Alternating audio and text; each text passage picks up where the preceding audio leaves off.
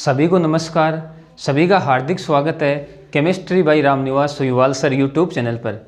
हम अध्ययन कर रहे थे 12th साइंस की रसायन विज्ञान के लेसन नंबर 7 का, जिसका नाम है पी ब्लॉक एलिमेंट्स। पी खंड के तत्वों का अध्ययन हम कर रहे थे। इस पी खंड के तत्वों के हमने 2 समूहों का अध्ययन कंप्लीट कर लिया था। समूह 15 के तत्वों का, समूह 16 के तत्वों का। आज अपन इस पार्ट में वर्ग 17 के तत्व स्टार्ट करेंगे, यानी इस लेसन के हमारे 21 पार्ट कंप्लीट हो गए और आज हमारा इस लेसन का 22 पार्ट रहेगा, जिसमें हम वर्ग 17 के तत्व स्टार्ट करेंगे। यानी आज अपन वर्ग 17 के तत्वों का अध्ययन स्टार्ट करेंगे, जिन्हें हम हैलोजन भी कहते हैं। तो आप मेरे साथ लगातार अंत तक बने रहिए। वीडियो को आप एंड तक ज़रूर देखें, ताकि आज की ये क्लास पढ़ाई हुई आपको अच्छी तरीके से समझ में आ जाए। तो देखो, हम स्टार्ट करते हैं वर्ग 17 के तत्व, यानी एलिमेंट्स ऑफ ग्रुप 17। देखो, वर्ग 17 में यह अपन कह सकते हैं कि समूह 17 में प्रथम तत्व फ्लोरीन होता है। इसलिए हम इस वर्ग 17 को या समूह 17 को क्या कहते हैं? फ्लोरीन फैमिली भी कहते हैं। फ्लोरीन परिवार, फ्लोरीन परिवार। फ्लोरीन परिवार क्यों कहते हैं? क्योंकि वर्ग 15 का प्रथम एलिमेंट क्या होता है? फ्लोरीन। इसलिए इसे फ्लोरीन परिवार भी कहते हैं, फ्लोरीन फैमिली। इसके अलावा वर्ग 17 के तत्वों को हम हैलोजन भी कहते हैं। क्या कहेंगे? वर्ग 17 के तत्वों को हैलोजन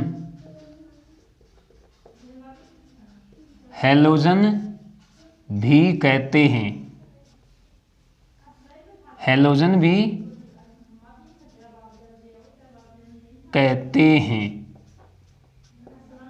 देखो, हैलोजन क्यों कहते हैं? हैलोजन एक ग्रीक भाषा का शब्द है। क्या कहेंगे? हैलोजन एक ग्रीक भाषा का शब्द है। हैलोजन एक ग्रीक भाषा का शब्द है, जिसका अर्थ होता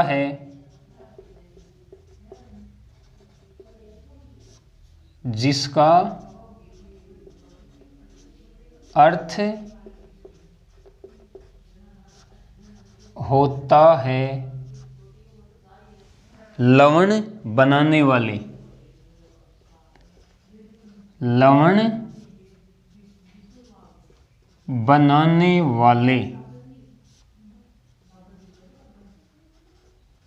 लवण बनाने वाले।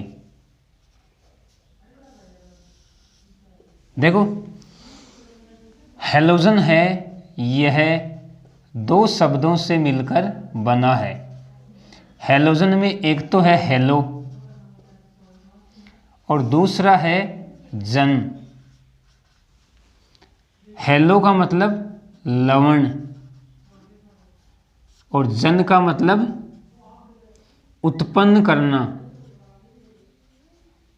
उत्पन्न करना या अपन कह सकते हैं बनाना।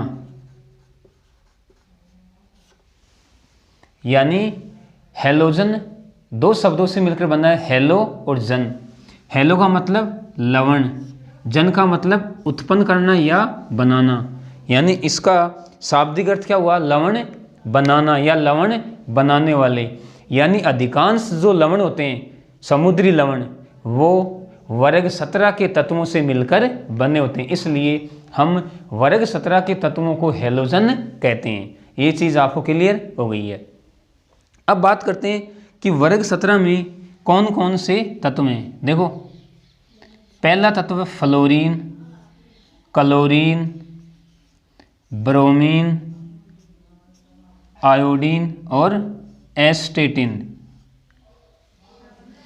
परमाणु क्रमांक की अपन बात करें तो देखो परमाणु क्रमांक आपको रटने की आवश्यकता नहीं है। इसका तो होता है 9, इसका 17, इसका 35, आयोडीन का 53 और एस्टेटिन का 85। मैंने आपको पहले भी बताया था कि इनमें आपको अंतर का पता होना चाहिए। अंतर का आपको पता है तो आपको परमाणु क्रमांक रटने की आवश्यकता नहीं है। देखो इन दोनों में अंतर 8 का, तो 9 और 8 17। इन दोनों में अंतर 18 का, 18 और 17 35। इन दोनों में अंतर 18 का, यानी देखो इसमें 32 का अंतर है, यहाँ पे 32 है, ये लो। तो 17 और 18 35 और इन दोनों में अंतर,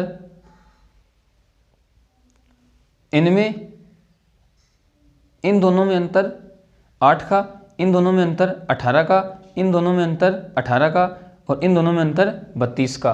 तो देख सकते हो आप 9 और 8 17, 17 और 18 35, 35 और 18 53 और 53 और 32 85। यानी अगर आपको फ्लोरीन का परमाणु क्रमांक पता है तो आप नीचे के जो तत्व हैं उनका परमाणु क्रमांक आप आसानी से ज्ञात कर सकते हो। बस आपको अंतर का पता होना चाहिए, 8 18 18 और 32। यानी पहला एलिमेंट है फ्लोरीन, फ्लोरीन। दूसरा एलिमेंट है क्लोरीन, फिर ब्रोमीन, आयोडीन और एस्टेटिन। एस्टेटिन कह दो या एस्टेटाइन कह दो, ठीक है। अब देखो इनमें फ्लोरीन, क्लोरीन, ब्रोमीन और आयोडीन ये तो होती हैं अत्यंत क्रियाशील अधातुएं। इस बात को आप समझोगे, अत्यंत क्रियाशील अधातुएं, अत्यंत क्रियाशील अधातुएं। और ये जो है ये है एक रेडियो सक्रिय तत्व है, रेडियो सक्रिय तत्व है। यानी एस्टेटिन एक रेडियो सक्रिय तत्व है, रेडियो धर्मी तत्व है। फ्लोरीन, क्लोरीन, ब्रोमीन और आयोडीन अत्यंत क्रियाशील अधातुएं। अब देखो अत्यंत क्रियाशील अधातुएं क्यों हैं? हम आवर्त सारणी में बाएं से दाएं आते हैं तो सामान्यतया धात्विक गुण क्या होते हैं? घटते हैं। और वर्ग में ऊपर से नीचे आते हैं तो धात्विक गुण बढ़ते हैं। यानी हमारा जो पी खंड है वो आवर्त सारणी के दाईं तरफ स्थित है। यानी अपन कह सकते हैं कि अक्रिय गैसों को छोड़कर सबसे अंत में हमारा हेलोजन वर्ग है। तो हम बाएं से दाएं आएंगे तो हेलोजन तक आते आते धात्विक गुण पूर्णतया कम हो जाते हैं और अधात्विक गुण बढ़ जाते हैं। यानी अपन कह सकते हैं कि हमारा जो हेलोजन वर्ग है वह अधात्विक वर्ग है। यानी उसमें जो तत्व हैं उनकी प्रकृति क्या होती है? अधात्विक। यानी ये अधातु तत्व हैं। अत्यंत क्रियाशील क्यों हैं? क्योंकि इनका जो संयोजी कोष है, इनका संयोजी कोष में अपन यूँ कह सकते हैं कि 7 इलेक्ट्रॉन होते हैं। यानी इन्हें अक्रिय गैसों के समान विन्यास प्राप्त करने के लिए केवल 1 इलेक्ट्रॉन की आवश्यकता होती है, जिसको ये ग्रहण करना चाहते हैं। उस इलेक्ट्रॉन को ग्रहण करने के लिए ये अत्यंत क्रियाशील रहते हैं। 1 इलेक्ट्रॉन ग्रहण करने के बाद इनके संयोजी कोष का इलेक्ट्रॉनिक विन्यास अक्रिय गैसों के समान कंप्लीट हो जाता है, यानी इनका अष्टक पूर्ण हो जाता है, इसलिए ये अत्यंत क्रियाशील अधात्में होती हैं। इस बात को आप ध्यान में रखोगे। अब हम हैलोजनों के सामान्य गुणधर्मों की चर्चा करते हैं। हैलोजनों के सामान्य गुणधर्मों की चर्चा।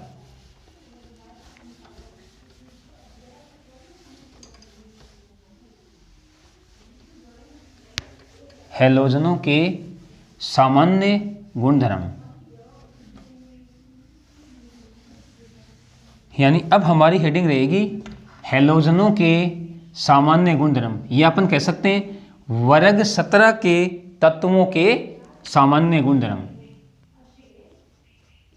सामान्य गुणधर्म,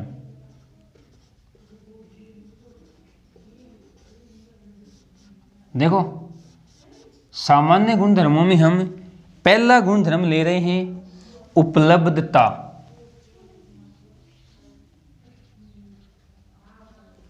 उपलब्धता यानी अकरेंस।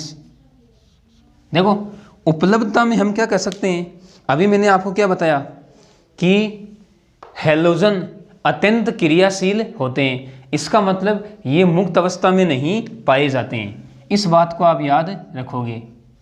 क्या कहेंगे, अत्यंत क्रियाशील,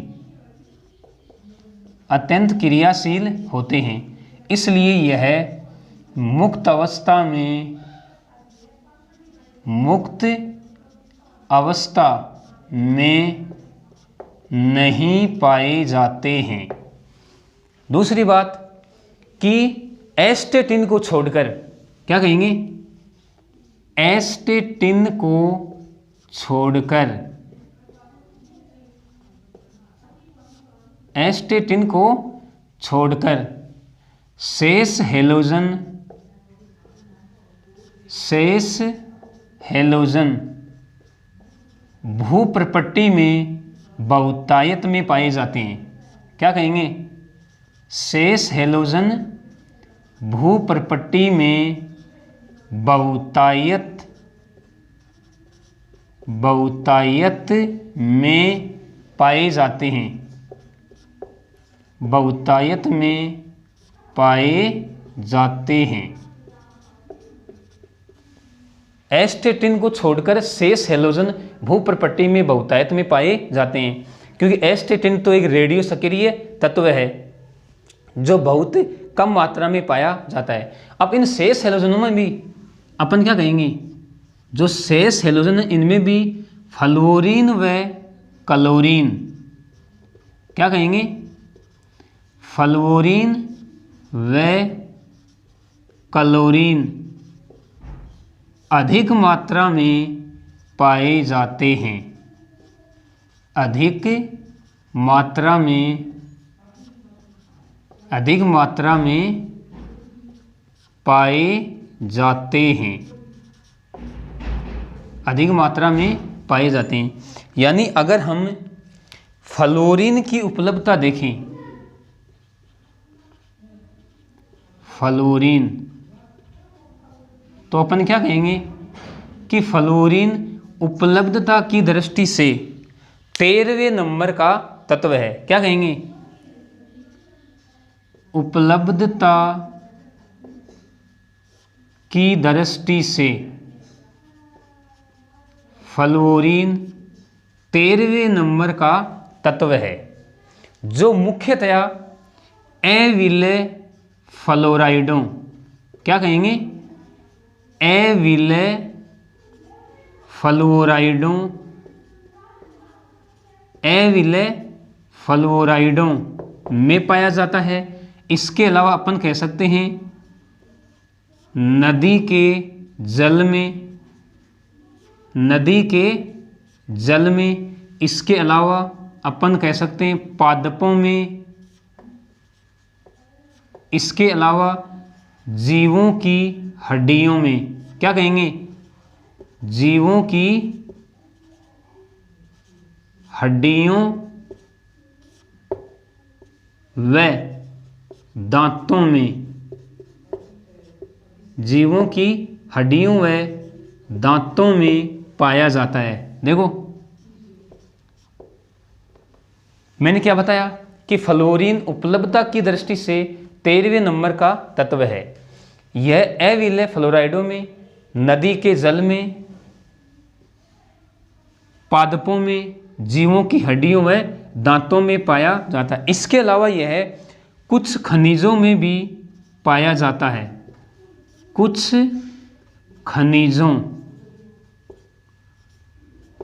खनिजों में, जैसे हम कुछ एग्जाम्पल लें तो देखो फ्लोरस्पार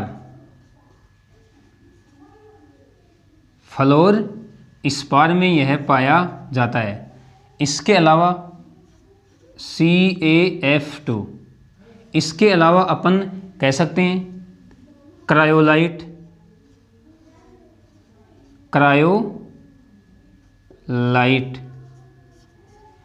यानी Na3AlF6। इसके अलावा अपन कह सकते हैं फ्लोरोएपेटाइट, सूत्र होता है Ca3PO4 और ये होते हैं 3। क्या बताया मैंने कि फ्लोरीन कुछ खनिजों में भी पाया जाता है, जैसे फ्लोरस्पार CaF2 यानी कैल्शियम फ्लोराइड है जिसको फ्लोरस्पार कहते हैं, क्रायोलाइट Na3AlF6, फ्लोरोएपेटाइट Ca3PO4 तो ये तो हो गई हमारी फ्लोरीन की उपलब्धता। अब हम बात करते हैं क्लोरीन की उपलब्धता की। देखो क्लोरीन उपलब्धता की दृष्टि से 20वें नंबर का तत्व है। क्या कहेंगे? उपलब्धता की दृष्टि से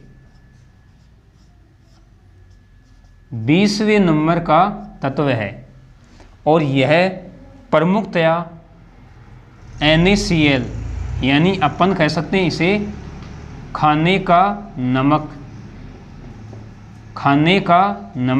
देखो NaCl को हम खाने का नमक कहते हैं, इसी को हम रॉक साल्ट भी कहते हैं, रॉक साल्ट। इसके अलावा हम इसे टेबल साल्ट भी कहते हैं। देखो टेबल साल्ट, रॉक साल्ट और खाने का नमक। खाने का नमक क्योंकि यह साधारणतया खाने के नमक के रूप में प्रयुक्त होता है। रॉक साल्ट यानी चट्टानों में पाया जाने वाला लवण। टेबल साल्ट इसको इसलिए बोलते हैं क्योंकि जो खाने की टेबल होती है, डाइनिंग टेबल, उसके ऊपर नमक रखा होता है, खाने का नमक यानी NaCl, इसलिए इसको टेबल साल्ट भी कहते हैं। इसके अलावा अपन कह सकते हैं कि जो कार्नेलाइट होता है, कार्नेलाइट, इसमें भी यह पाया जाता है, यानी KCl.MgCl2.6H2O। तो क्लोरीन की उपलब्धता कहाँ बताई हमने कि यह उपलब्धता की दृष्टि से 20वें नंबर का तत्व है NaCl के रूप में, जिसे हम खाने का नमक कहते हैं, रॉक साल्ट कहते हैं, टेबल साल्ट कहते हैं। इसके अलावा यह कार्नेलाइट में पाया जाता है। अब अगर हम ब्रोमीन की बात करें,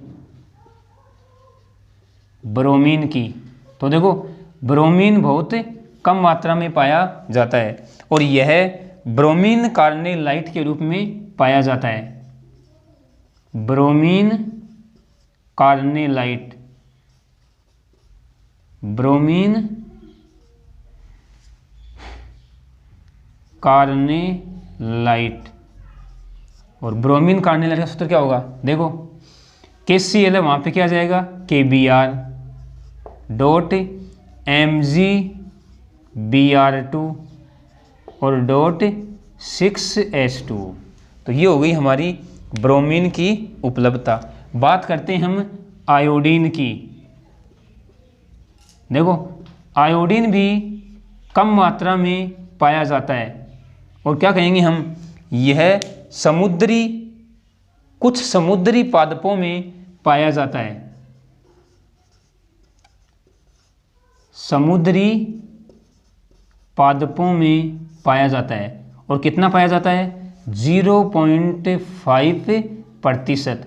इसके अलावा यह जो चिल्ली साल्ट पीटर है, क्या कहेंगे, chilli salt Peter. Chilli salt Peter में यह सोडियम आयोडेट, क्या कहेंगे, सोडियम आयोडेट, सोडियम आयोडेट के रूप में पाया जाता है और इसकी जो प्रतिशत मात्रा होती है वो होती है 0.2%। 0.2%। हम बात करें एस्टेटिन की। एस्टेटिन तो क्या कहेंगे, एस्टेटिन एक रेडियो सक्रिय तत्व होता है। क्या कहेंगे, रेडियो सक्रिय तत्व, रेडियो सक्रिय तत्व होता है। तो यह बहुत कम मात्रा में पाया जाता है। तो देखो हमने इनकी उपलब्धता देखी, एक बार वापस से मैं आपको रिवाइज करवा रहा हूँ। उपलब्धता में हमने क्या कहा कि हैलोजन अत्यंत क्रियाशील होते हैं, इसलिए ये मुक्त अवस्था में नहीं पाए जाते हैं। एस्टेटिन को छोड़कर शेष हैलोजन भूपर्पट्टी में बहुतायत में पाए जाते हैं और शेष हैलोजनों में भी फ्लोरीन व क्लोरीन अधिक मात्रा में पाए जाते हैं। फ्लोरीन उपलब्धता की दृष्टि से 13वें नंबर का तत्व है, जो अविलय फ्लोराइडों में, नदी के जल में, पादपों में, जीवों की हड्डियों व दांतों में पाया जाता है। इसके अलावा यह कुछ खनिजों में भी पाया जाता है, फ्लोरिस्पार, क्रायोलाइट, फ्लोरोएपेटाइट। क्लोरीन की बात की हमने, क्लोरीन उपलब्धता की दृष्टि से 20वें नंबर का तत्व है, जो NaCl के रूप में और कार्नेलाइट के रूप में उपस्थित होता है। NaCl को हम खाने का नमक कहते हैं, रॉक साल्ट कहते हैं और टेबल साल्ट भी कहते हैं। कार्नेलाइट के रूप में यानी KCl.MgCl2.6H2O, इसके रूप में क्लोरीन उपस्थित होता है। ब्रोमीन की हमने बात की तो ब्रोमीन फ्लोरीन व क्लोरीन की अपेक्षा बहुत कम मात्रा में पाया जाता है और यह ब्रोमीन कार्नेलाइट के रूप में उपस्थित होता है। आयोडीन की बात की हमने, आयोडीन 0.5% मात्रा में कुछ समुद्री पादपों में उपस्थित होता है। इसके अलावा यह चिल्ली साल्ट पीटर में सोडियम आयोडेट के रूप में 0.2% मात्रा में उपस्थित होता है। एस्टेटिन एक रेडियो सक्रिय तत्व होता है। तो ये तो हो गई इनकी उपलब्धता। सामान्य गुणधर्मों में हमने पहला सामान्य गुणधर्म कौन सा देखा, उपलब्धता। अब हम चर्चा करते हैं नेक्स्ट सामान्य गुणधर्म की।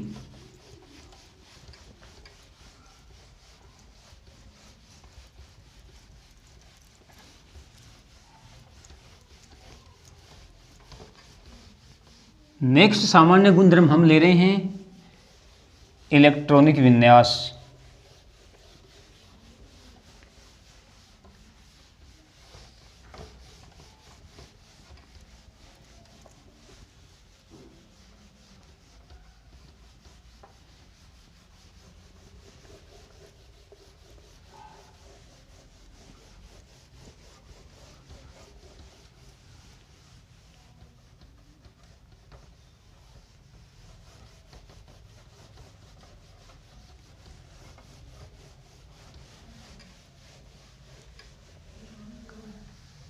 अब हम नेक्स्ट सामान्य गुणधर्म ले रहे हैं इलेक्ट्रॉनिक विन्यास।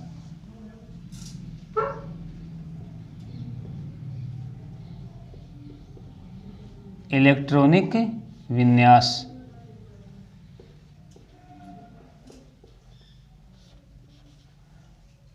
देखो हैलोजनों का जो सामान्य इलेक्ट्रॉनिक विन्यास होता है, क्या कहेंगे, संयोजी कोश का सामान्य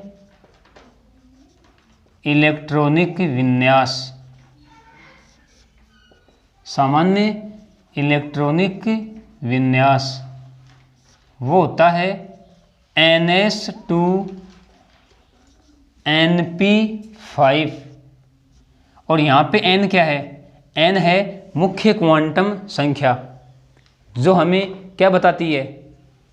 एक तो आवर्त की संख्या और एक तत्व का संयोजी कोष। अगर हम हेलोजनों का इलेक्ट्रॉनिक विन्यास लिखें, फ्लोरीन, क्लोरीन, ब्रोमीन, आयोडीन और एस्टेटिन, तो देखो फ्लोरीन दूसरे आवर्त का तत्व है, यानी इसके लिए n का मान क्या रहेगा? 2 रहेगा। यानी अगर मैं इसका विन्यास लिखूं संयोजी कोष का, तो क्या आएगा? 2s2 2p5। क्लोरीन की बात करूं तो 3s2 3p5। ब्रोमीन की बात करूं तो 4s2 4p5। और अगर आयोडीन की बात करूं तो आयोडीन के लिए 5s2 5p5। और एस्टेटिन 6s2 6p5।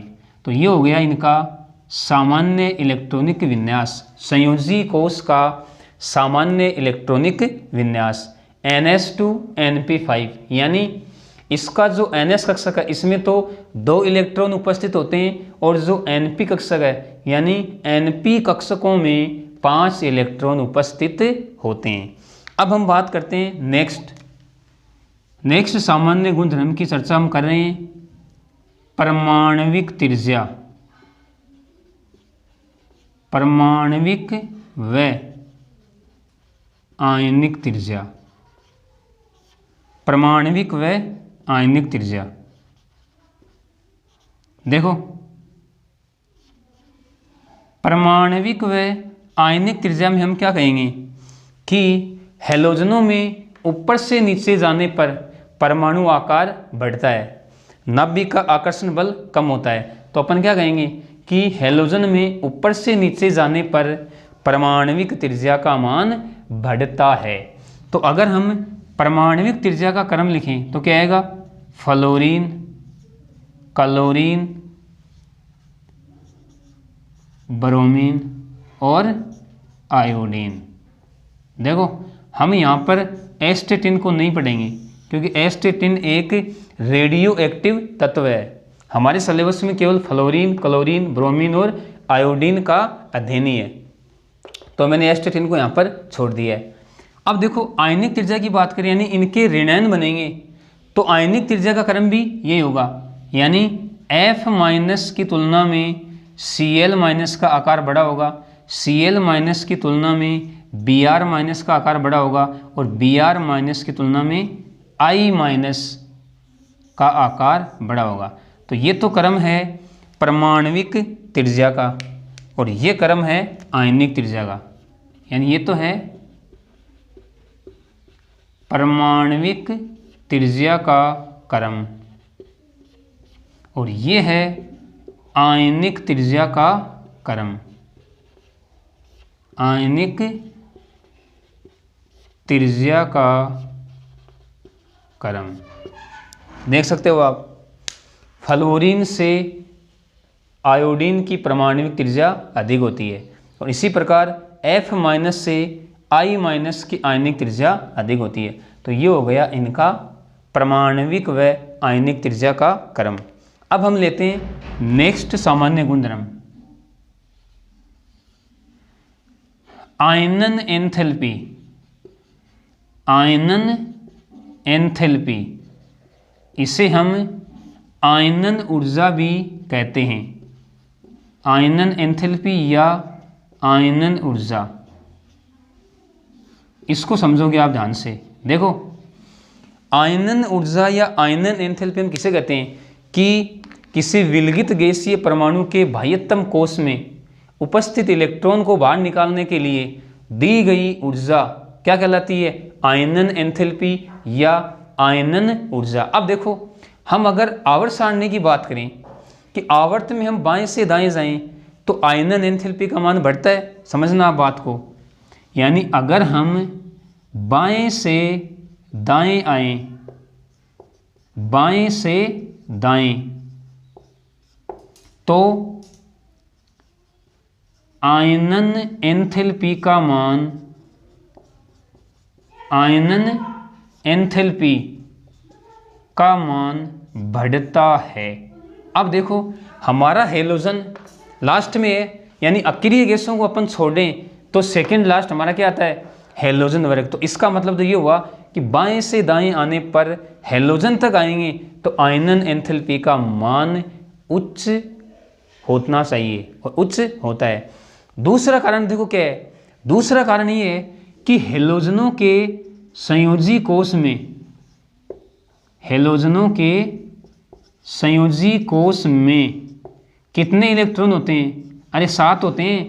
देख सकते हो आप, NS2 NP5, 5 तो P कक्षकों में और 2 S कक्षकों में, यानी इनको अपना अष्टक पूर्ण करने के लिए, अष्टक पूर्ण करने के लिए मात्र 1 इलेक्ट्रॉन की आवश्यकता होती है। इसका मतलब ये हुआ कि हेलोजनों की इलेक्ट्रॉन त्यागने की प्रवृत्ति, क्या कहेंगे, इनकी इलेक्ट्रॉन त्यागने की जो प्रवृत्ति है वह बहुत कम होती है, बहुत कम होती है। यानी ये इलेक्ट्रॉन त्यागने की बजाय ये 1 इलेक्ट्रॉन ग्रहण करना चाहेंगे, 1 इलेक्ट्रॉन मिलते ही इनका अष्टक पूर्ण हो जाएगा, यानी इनका संयोजी कोष का विन्यास अक्रिय गैसों के समान हो जाएगा। तो अपन क्या कह सकते हैं कि जो हेलोजन हैं इनकी आयनन एंथैल्पी का मान उच्च होता है। अब हम वर्ग की बात करते हैं। देखो क्या कहेंगे, वर्ग में ऊपर से, वर्ग में ऊपर से नीचे जाने पर, देखो ऊपर से नीचे जाएंगे तो परमाणु आकार बढ़ रहा है, परमाणु आकार बढ़ रहा है तो नाभिक का आकर्षण कम लग रहा है, यानी बाह्यतम कोष के इलेक्ट्रॉन पर नाभिक का आकर्षण कम लग रहा है, तो थोड़ी सी ऊर्जा से ही क्या हो जाएगा, इलेक्ट्रॉन बाहर निकल जाएगा। यानी अपन कहेंगे कि वर्ग में ऊपर से नीचे जाने पर आयनन एंथैल्पी का मान, आयनन एंथैल्पी का मान घटता है, आयनन एंथैल्पी का मान घटता है। यानी अपन अगर आयनन एंथैल्पी का क्रम लिखें तो देखो क्या आएगा, यहाँ लिख रहा हूँ मैं, सबसे अधिक आयनन एंथैल्पी होगी फ्लोरीन की, फिर क्लोरीन की, फिर ब्रोमीन की, और सबसे कम आयोडीन की। तो ये हो गया इनकी आयनन एंथैल्पी का क्रम। आवर्त की बात करेंगे तो आयनन एंथैल्पी का मान बढ़ता है, क्यों, क्योंकि परमाणु आकार घटता है। वर्ग की बात करेंगे तो आयनन एंथैल्पी का मान घटता है, घटेगा क्यों, क्योंकि परमाणु आकार बढ़ेगा, नाभिक का आकर्षण बल कम लगेगा। तो इस बात को आप ध्यान में रखोगे। अब हम लेते हैं अगला गुण, इलेक्ट्रॉन लब्धि एंथैल्पी।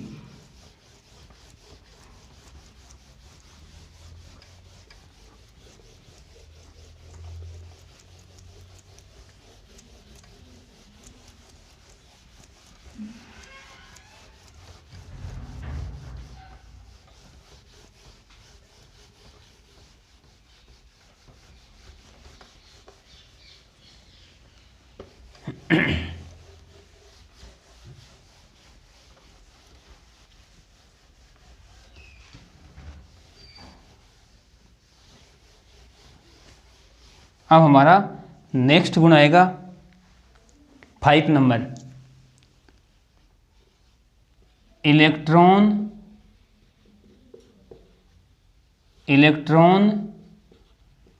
लब्धि, electron लब्धि enthalpy.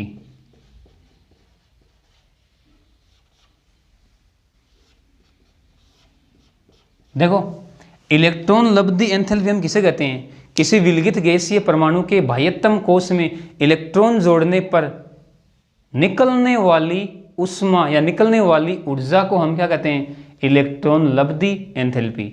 अब देखो ज़्यादातर इलेक्ट्रॉन लब्धि एंथैल्पी का मान ऋणात्मक होता है, लेकिन जैसे अपन अक्रिय गैसों की बात करें तो अक्रिय गैसों में जब हम इलेक्ट्रॉन जोड़ेंगे तो ऊर्जा निकलने की बजाय हमें ऊर्जा देनी पड़ती है। तो अक्रिय गैसों के लिए इलेक्ट्रॉन लब्धि एंथैल्पी का मान ऋणात्मक न होकर क्या होगा, धनात्मक। क्यों? क्योंकि उनमें स्थायी विन्यास होता है, उनका अष्टक पूर्ण होता है, तो उनके इलेक्ट्रॉन लेने की जो टेंडेंसी है वो बहुत कम होती है। लेकिन ज़्यादातर के लिए इलेक्ट्रॉन लब्धि एंथैल्पी का मान क्या होगा, ऋणात्मक। अब हम बात करते हैं हैलोजनों के लिए। देखो पहले मैं आवर्त की बात करूं,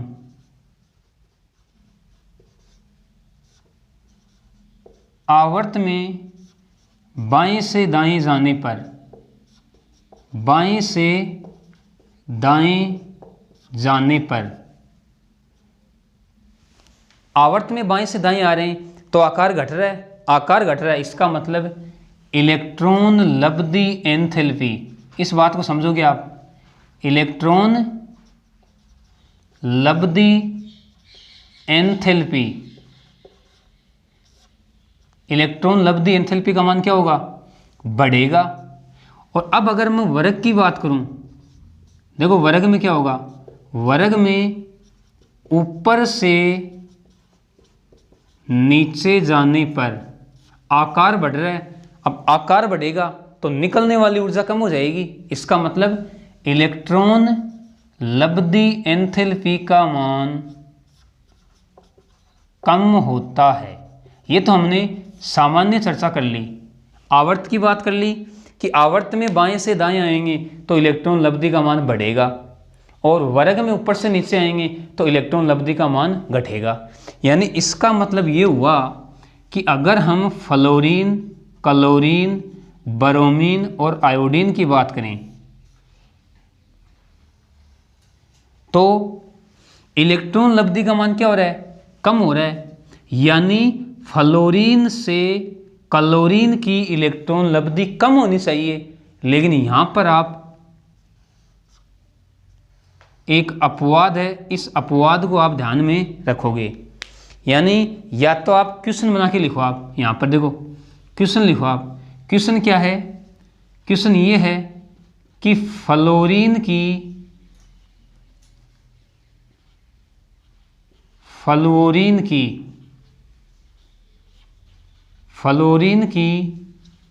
इलेक्ट्रॉन लब्धि, फ्लोरीन की इलेक्ट्रॉन लब्धि एंथैल्पी का मान क्लोरीन से कम होता है, क्लोरीन से कम होता है। क्यों? कई बार ये क्वेश्चन बोर्ड एग्जाम में पूछा जा चुका है। यानी सामान्य चर्चा की हमने कि वर्ग में ऊपर से नीचे जाएंगे तो इलेक्ट्रॉन लब्धि कम हो, यानी यहाँ पर फ्लोरीन की तुलना में क्लोरीन की इलेक्ट्रॉन लब्धि एंथैल्पी कम होनी चाहिए, लेकिन हो रहा है उल्टा। यानी क्लोरीन की इलेक्ट्रॉन लब्धि फ्लोरीन से ज़्यादा हो रही है और फ्लोरीन की इलेक्ट्रॉन लब्धि क्लोरीन से कम हो रही है। अब देखो इसका कारण क्या है, कारण को आप ध्यान से समझेंगे। देखो जो फ्लोरीन है इसका आकार बहुत छोटा होता है, आकार बहुत छोटा होता है। अब आकार बहुत छोटा है तो इसका मतलब इस पर इलेक्ट्रॉन घनत्व है, इलेक्ट्रॉन घनत्व उच्च हो जाता है, इलेक्ट्रॉन घनत्व उच्च हो जाता है।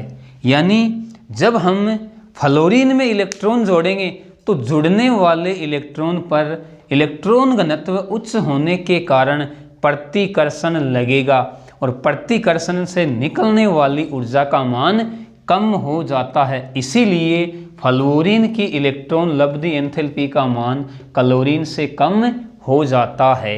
इस बात को आप स्टार लगा के या क्वेश्चन लिख के आप नोट करोगे, ठीक है। और फिर आप एक स्टार लगा के लिखो, स्टार में आप यूँ लिखो कि क्लोरीन की इलेक्ट्रॉन लब्धि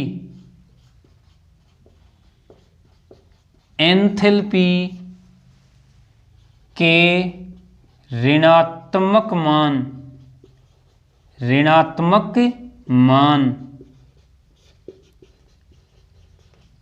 संपूर्ण आवर्त सारणी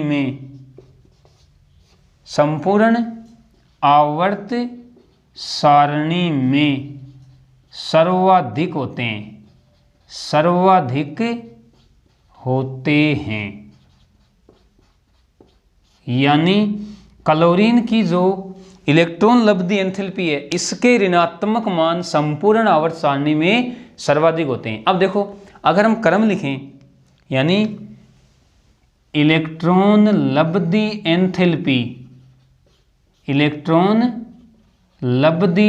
एंथैल्पी का क्रम लिखें तो देखो क्रम क्या आएगा। सबसे ज़्यादा इलेक्ट्रॉन लब्धि एंथैल्पी है क्लोरीन की, फिर फ्लोरीन की, फिर ब्रोमीन की और फिर आयोडीन की। इस क्रम को आप ध्यान में रखोगे। तो ये हमारी चर्चा हो गई इलेक्ट्रॉन लब्धि एंथैल्पी की। इस क्वेश्चन को आप ध्यान में रखोगे। फ्लोरीन की इलेक्ट्रॉन लब्धि एंथैल्पी का मान क्लोरीन से कम होता है। क्यों? कारण मैंने क्या बताया कि फ्लोरीन का आकार बहुत छोटा होता है, जिसकी वजह से उस पर इलेक्ट्रॉन घनत्व उच्च हो जाता है, जिससे जुड़ने वाले इलेक्ट्रॉन पर इलेक्ट्रॉन प्रतिकर्षण लगता है, तो निकलने वाली ऊर्जा का मान कम हो जाता है। और क्लोरीन की जो इलेक्ट्रॉन लब्धि एंथैल्पी है, इसका ऋणात्मक मान संपूर्ण आवर्त सारणी में सर्वाधिक होता है। यानी सीधी सी भाषा में अपन कह सकते हैं कि क्लोरीन की इलेक्ट्रॉन लब्धि एंथैल्पी संपूर्ण आवर्त सारणी में अधिकतम होती है। अब हम बात करते हैं नेक्स्ट गुणधर्म की।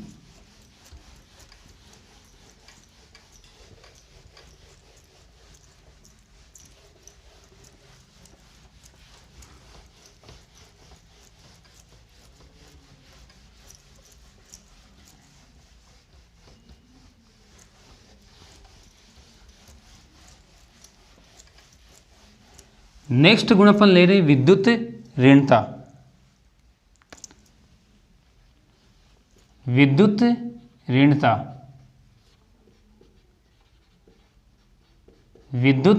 ऋणता देखो, अपन विद्युत ऋणता को परिभाषित कैसे करते हैं कि किसी सहसंयोजी बंध के इलेक्ट्रॉनों को अपनी ओर आकर्षित करने की क्षमता विद्युत ऋणता कहलाती है। यानी दो परमाणु हैं, वो सहसंयोजी बंध से जुड़े हुए हैं। यदि एक परमाणु की विद्युत ऋणता अधिक है, एक की कम है, तो अधिक विद्युत ऋणी परमाणु उस सहसंयोजी बंध के इलेक्ट्रॉनों को अपनी ओर आकर्षित कर लेता है।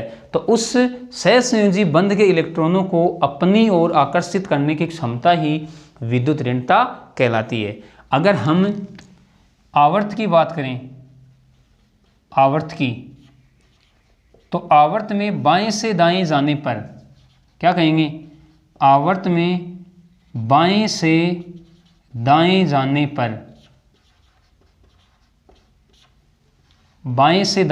पर विद्युत ऋणता का मान बढ़ता है। क्या कहेंगे? विद्युत ऋणता बढ़ती है। और अगर हम वर्ग की बात करें तो वर्ग में ऊपर से नीचे जाने पर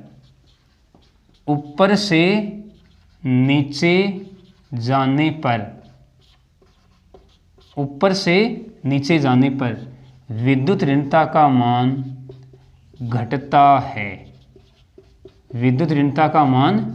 है। यानी अगर हम हैलोजनों की जो विद्युत ऋणता का क्रम लिखें तो क्रम क्या आएगा? देखो, सबसे ज़्यादा विद्युत ऋणता फ्लोरीन की, फिर क्लोरीन की, फिर ब्रोमीन की और फिर आयोडीन की। ये इनकी विद्युत ऋणता का क्रम हो गया। यानी फ्लोरीन की विद्युत ऋणता 4.0 होती है। यानी अपन स्टार लगा के क्या कह सकते हैं? अपन कह सकते हैं कि फ्लोरीन की विद्युत ऋणता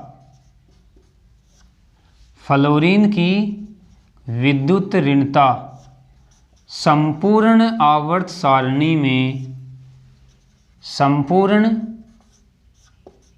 आवर्त सारणी में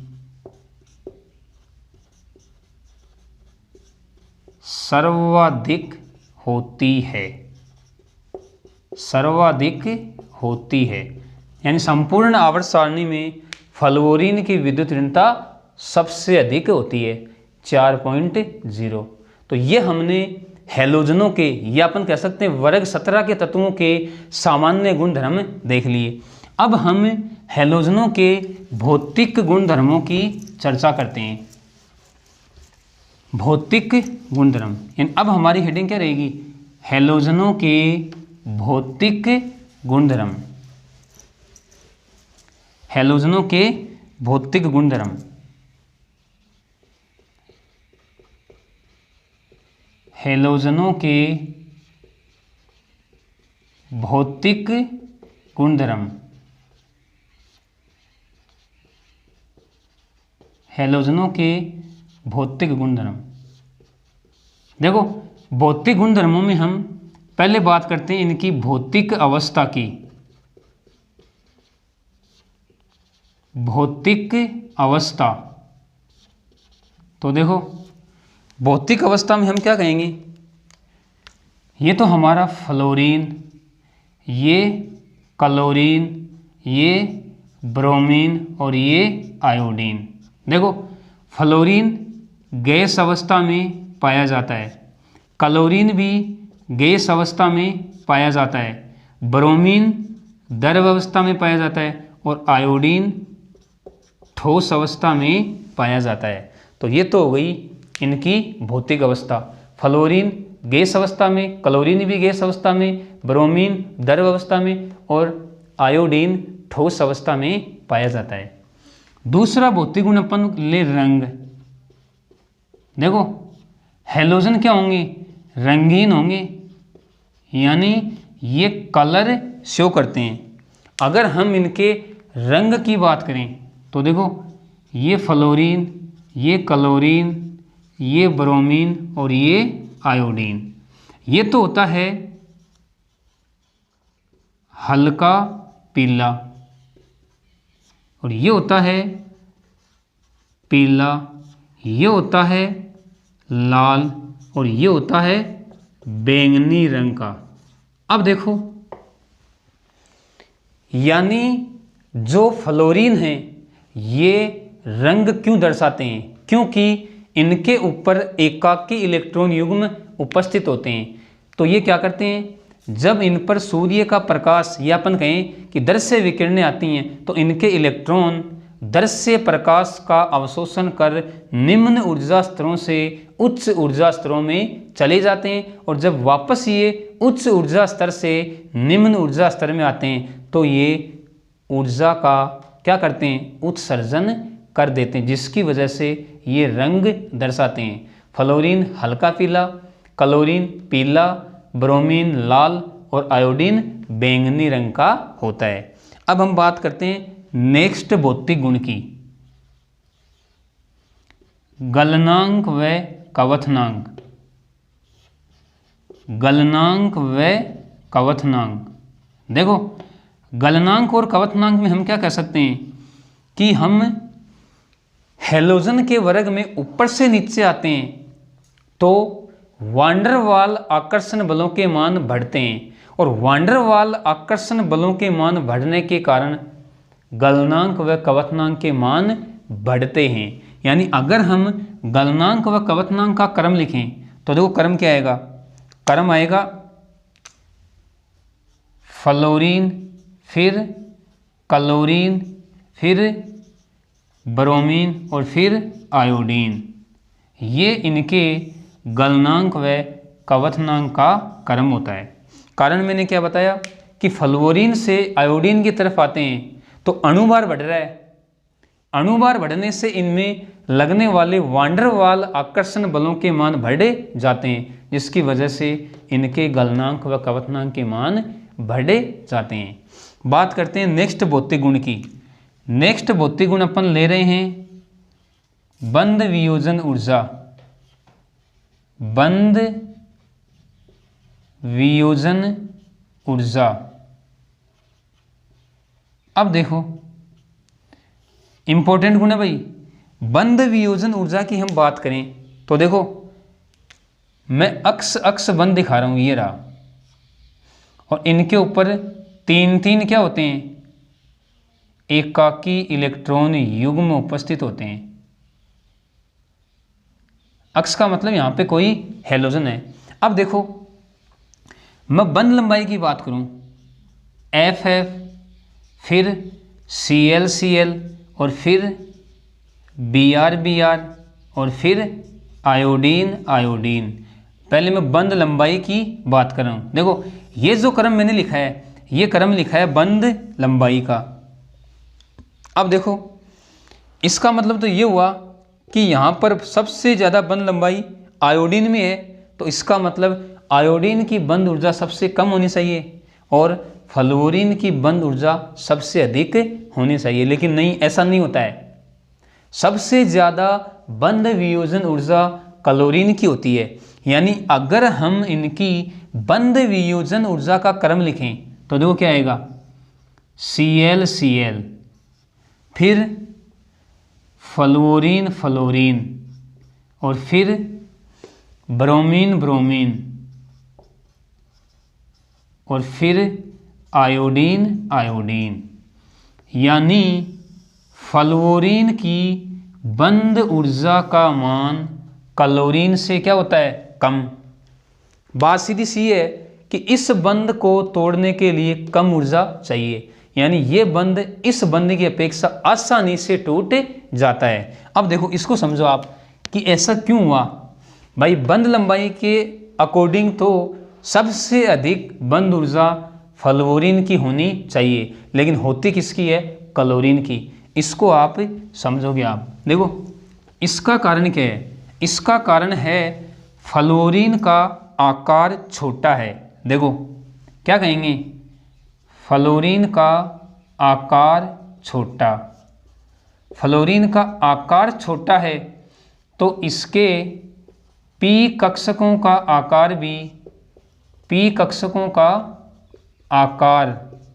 भी क्या होगा, छोटा होगा। आकार छोटा है तो P कक्षक एक दूसरे के निकट स्थित होते हैं।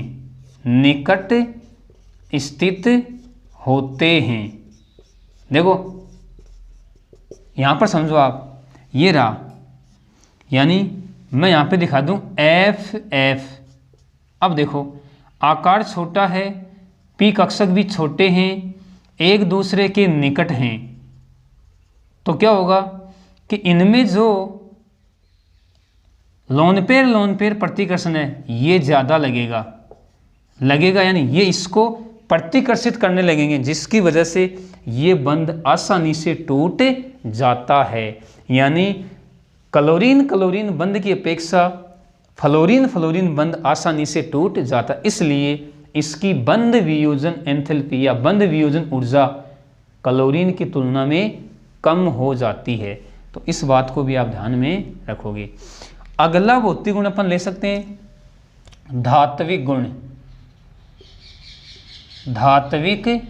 देखो अभी हमने चर्चा भी की है, धात्विक गुणों में हम क्या कह सकते हैं कि जो फ्लोरीन है, क्लोरीन है, ब्रोमीन है और आयोडीन है, ये तो होती हैं अधातुएं। क्या होती हैं, अधातुएं। और जो एस्टेटिन है ये होती है एक उपधातु। तो ये इनके धात्विक गुण हो गए।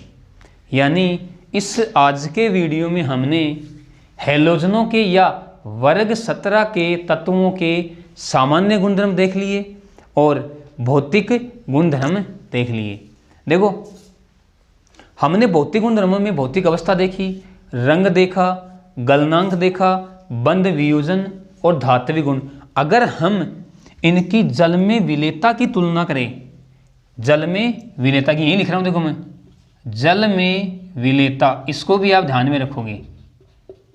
जल में विलेयता, देखो जल में विलेयता में हम क्या कर सकते हैं कि जो फ्लोरीन व क्लोरीन हैं ये तो जल में विलय होते हैं, जल में विलय होते हैं, लेकिन ब्रोमीन व आयोडीन जल में तो क्या होंगे, अविलय, जल में तो अविलय होते हैं, लेकिन जो कार्बनिक विलायक हैं, क्या कहेंगे, कार्बनिक विलायक, कार्बनिक विलायक कौन से होंगे, जैसे मैं बात करूं CHCl3 chloroform, CCl4 carbon tetra chloride और बेंजीन C6H6, तो इनमें ये विलय होते हैं। यानी इसको आप 6 नंबर दे देना, 6 नंबर का भौतिक गुणधर्म है। यानी हमने भौतिक अवस्था की चर्चा की, इनके रंग की चर्चा की, गलनांक व कवचनांक की चर्चा की, बंध वियोजन ऊर्जा या बंध वियोजन एंथैल्पी, फिर हमने धात्विक गुण और जल में विलेयता। तो ये हो गए हमारे हैलोजनों के भौतिक गुणधर्म। यानी हमने सामान्य गुणधर्मों की चर्चा कर ली और भौतिक गुणधर्मों की चर्चा कर ली। अब हम नेक्स्ट वीडियो में हैलोजनों के रासायनिक गुणधर्मों की चर्चा करेंगे। तो इस आज के वीडियो के लिए इतना ही। ओके, धन्यवाद।